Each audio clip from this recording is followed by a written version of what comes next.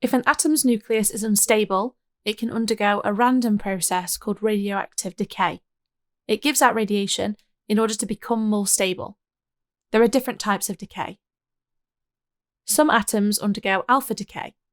This happens if an atom has too few neutrons. The atom releases an alpha particle made of 2 protons and 2 neutrons. An alpha particle is the same as a helium nucleus, a helium atom without its electrons. Alpha decay causes the atomic number of an atom to decrease by 2 because 2 protons are released. The atomic mass decreases by 4 because 2 protons and 2 neutrons have been released. For example, an atom of oxygen-17 could release an alpha particle, a helium nucleus or 2 protons and 2 neutrons. This would also produce an atom of carbon-13. The element has changed because the number of protons has changed. Alpha radiation has a low penetrating power, so it's easily stopped by skin or as little as 5 centimeters of air. However, it does have a high ionizing power. Atoms will undergo beta decay if they have too many neutrons. A neutron turns into a proton and an electron. This electron shoots out of the nucleus as a beta particle. A beta particle is a high-speed electron from the nucleus. During beta decay, the atomic number increases by 1 because a new proton has been created from a neutron. The mass number stays the same because even though an electron leaves the atom, its mass is negligible, so it doesn't affect the mass of the atom. For example, if an atom of oxygen-17 underwent beta decay, it would produce a beta particle, an electron, and an atom of fluorine-17. The element has changed because the number of protons has changed. Beta radiation has a higher penetrating power than alpha, so it's not stopped by air or skin, but it is stopped by thick aluminium.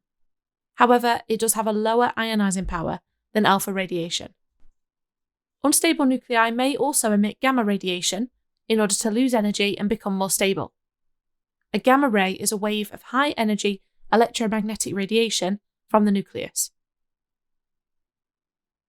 When an atom undergoes gamma decay, the atomic number and atomic mass both stay the same because no protons or neutrons have been emitted.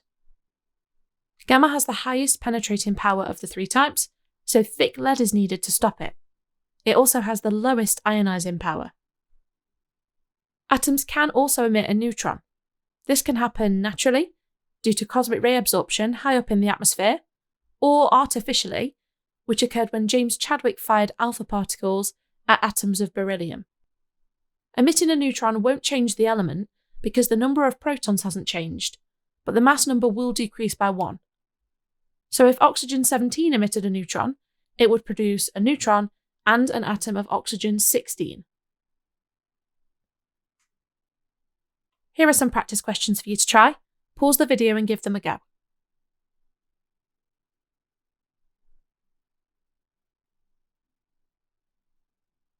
An alpha particle is made of 2 protons and 2 neutrons, which can also be called a helium nucleus. A beta particle is a high-speed electron from the nucleus. Gamma radiation is high-energy electromagnetic radiation emitted from the nucleus. A beta particle is released when a neutron in the nucleus turns into a proton and an electron which is ejected from the nucleus at high speed. The most ionizing type of radiation is alpha, and the most penetrating is gamma. If uranium-235 decays by alpha decay, the mass number will decrease by 4, and the atomic number will decrease by 2.